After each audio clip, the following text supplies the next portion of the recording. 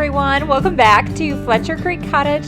The past few weeks and months have been a total whirlwind. Erin and I have spent all of our free time working on our DIY dream home build project, which has been very exciting. And in between juggling all of that and full-time jobs and life, I also decided to take a few months off due to being diagnosed with cancer. And after 2 major surgeries, I'm happy to say that I am now cancer-free, and I've been recovering very well. My family's been taking great care of me, and I've been exercising every day, getting outdoors as much as I possibly can, and eating as clean as I possibly can. And honestly, I've been feeling great. So I'm very glad that I took this time off to recuperate. And now that I'm feeling so well, I'm excited to get back to creating more videos and filling you guys in on everything that's been going on. We've had a very rainy spring and summer. I've tackled a lot of other things such as planting a garden, and whenever it's been rainy and I haven't been able to work on our home build project, I've made it a priority to get creative and to try and enjoy some smaller projects. Today I'm sharing a sneak peek into a few of the small, simple DIY projects I've been working on and a little behind the scenes of what daily life has looked like the past couple of months. So welcome back. I'm really happy to have you here. With that being said, it's time to sit back, relax, and let's catch up. When the weather warms up here in northern Michigan, it is go time for those of us who have renovation projects going on. So this summer, I was able to squeeze in some time to volunteer to help with drywall work for a local nonprofit, and I lent a hand here and there for some of my extended family who were undergoing a huge DIY home renovation, and I was able to help them in the kitchen with some tile work, and that was a lot of fun. This summer, I also wanted to swap out some of my artwork that I had in an antique frame. So I spent some time here and there working on a new landscape painting. Now, I am by no means a trained artist. However, I tend to have the mindset, how hard could it be? Which almost always leads me to DIYing something that I've either never done before, or maybe I've done something similar enough that I'm willing to give it a go. Painting this is one of those times. I had this beautiful frame and I thought, hey, I think a landscape painting with some wildflowers and wild grasses could look really nice. So I decided to sneak away for a few hours here and there while it was raining and see what I could come up with. I don't know why, but there's something so relaxing about just trying something new and having no pressure whatsoever. It's just like, the canvas probably cost me about $10. I already had a few acrylic paints and a few craft paint brushes, and I thought, might as well try and see if I can paint, what I'm imagining in my head. So after a couple hours, this is what I had for a backdrop, and decided I'm gonna pause for the day on this project and pick it back up later. In the meantime, I'm gonna tackle another project. I don't know about you, but I love throw pillows. I have them everywhere. Today we're gonna be tackling a very easy, beginner-friendly sewing project. Over the years, I have steered away from buying throw pillows, and I've invested in just the inserts in different sizes. The inserts that I have are between 18 and 24 inches, 24 being my favorite size. I definitely have the most of that size, and since pillows can be extremely pricey, especially custom-made pillows, I love making my own covers. That way I can switch them out seasonally or as I get bored and I want a different look. So that's what I'm gonna be doing today. I was wanting a different look for a living room. A few months back, I got some new slip covers for all of my furniture, and I was thinking it would look really nice to freshen up the pillow covers as well. So I started looking on Etsy, and you guys, some of the pillow covers, which I understand why a lot goes into them, but some of these covers are selling for upwards of $200 a piece. So that's just one more reason why I love to DIY. Today we're gonna be making 2 pillow covers, the exact same. I'm gonna be using a floral fabric that I found. It's so pretty, and I love the green accents of the leaves, I thought it would look really cool to do a piping around the pillow with a contrasting color. So I ended up ordering some really deep olive green velvet ribbon. I'm gonna get the rest of my stuff set up here and then we can get right into it. So here's a close-up look at the fabric. It has really pretty flowers on it, and there are some birds. On the back side, there's some butterflies and some more birds here. So that's the fabric that I'm gonna be using. And then this here is the green velvet ribbon that I'm gonna be using for the piping. All right, so I'm gonna set you up here in the window. Sorry about the lighting, it looks like I'm a floating head, but that is just the way it is. I'm upstairs in the loft, and there's a big window right here, so it makes the lighting look a little weird. We're gonna be making an envelope style pillow, which means, in my opinion, it's the easiest type of pillow cover to make because there's no zipper, and it's just like it sounds. So you have a piece on the front, 2 pieces on the back that fold over to create your envelope. So the first thing that you need to do is grab your pillow form and measure it, which I think my 2 pillow forms that I grabbed are both 24, but I'm gonna double check. And these forms do have a seam, so I'm just measuring directly across center from seam to seam. So since my forms are 24 inches, I'm gonna add 1 inch to each side. So I'm gonna be cutting out 25 inches wide by 25 inches tall. So my favorite part of this fabric are these large florals and the birds. Not so much the butterflies. If your fabric has a pattern like this, you can really customize it and decide what you want the focal point to be.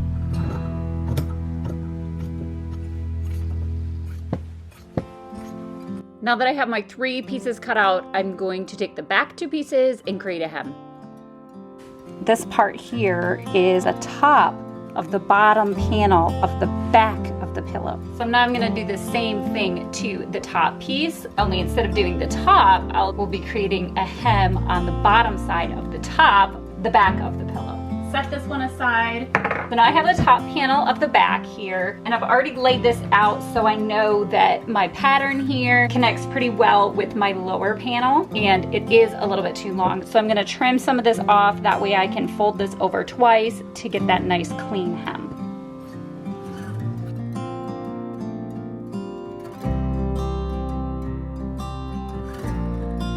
So I've got my 2 pieces cut and pinned, and just to give you an idea, it's a little bit longer. I measured it out and it's about 19 inches long, and then this one here is 10 inches. So this would go underneath, and of course when I pin it to sew, I'll make sure that this total length is the 25 inches that I need. So then when you flip it around, you've got your envelope on the back.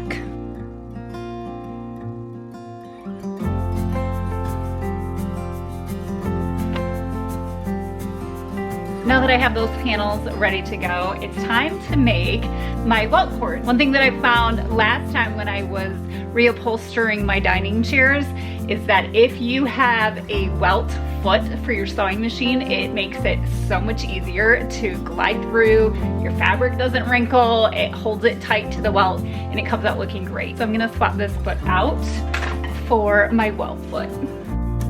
The most common way that I see piping on pillow, it's usually the same fabric as the pillow, but whenever I see it in a contrasting color or pattern, I think it looks really cool. So that's what I'm gonna be doing today. And instead of using fabric, I'm using this velvet ribbon, and all I'm gonna do is wrap it around and pull it really, really tight. Now I've just gotta sew a straight line.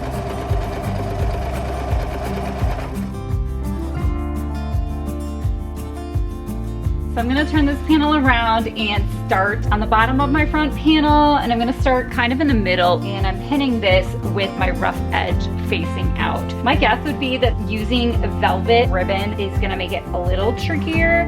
I know that when you cut fabric on a bias, it makes it stretchier and it makes it bend a little bit easier, and since this is velvet and ribbon, it's probably not gonna round those corners quite as easy as it would have if it were fabric cut on a bias, but that's okay, we'll figure it out. I think if I bend it back and forth a couple of times, I'll be able to get that corner pretty tight. I think what I might do is I might snip this a little bit here to get it to bend around that corner. Oh yeah, that's gonna work.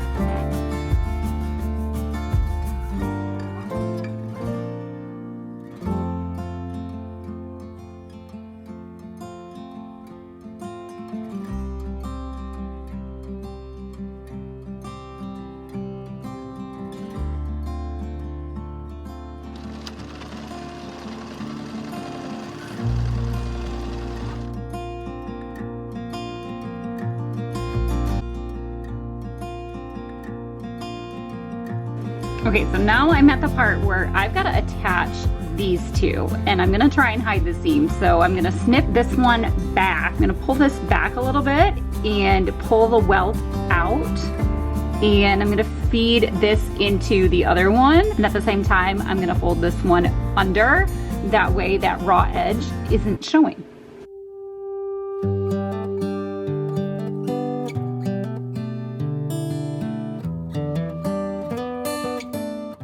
Okay, so I cut that back, and my two pieces of welt are both ending at the same spot. So they're basically butting up together. I'm gonna trim this a little bit, fold this under to hide that raw edge, and then I'm gonna tuck this one inside of there and try to get it as flat as I possibly can. Okay, so I had to turn the light on. It's starting to get a little dark, but I did get it in there and I've got it pinned. So I'm gonna run this through.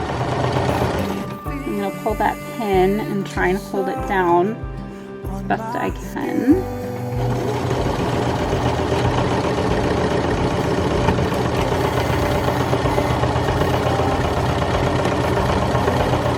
I don't know if you can see there, but that seam is pretty invisible. I have the front panel done. Now I've just gotta flip it over and add my back two panels. Okay, so now I've gotta think through this. I think the top back panel has to go on first, yeah. So I'm gonna take a minute here and get these all lined up and pin it into place. And once I had everything pinned into place, I just ran it through my sewing machine. I did have to go a little slower around the corners just to make sure that I had everything straight and tucked in, and I had to lift my foot around the corners, but other than that, it was pretty straightforward. I just finished sewing the back panels, and then I put the insert in it, so I'm excited to take it downstairs and see how it looks. So what do you guys think? Is this something that you would try? Actually like it even more than I thought I would. So this pillow here, it has the same thing. It has the single welt, the little piping that goes around, but it's in the same fabric. This is a really cool pillow. It kind of looks like a basket weave, but that piping detail, it's completely lost because it's the same color.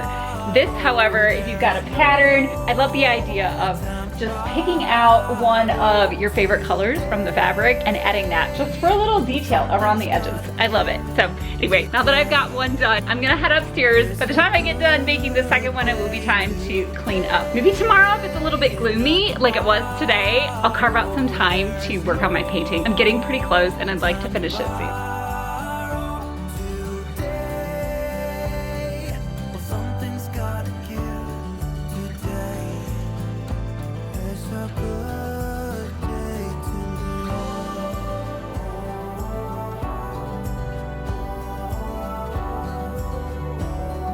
So I've been working on my painting for a little while. I've been adding a little bit more of the wildflowers with this darker, deep reddish brown color. I've also added some mustard wildflowers in, and I added the yellow center to the white ones to make them look a little bit more like a daisy. It's been fun to work on it here and there, and hopefully today I can get it finished up.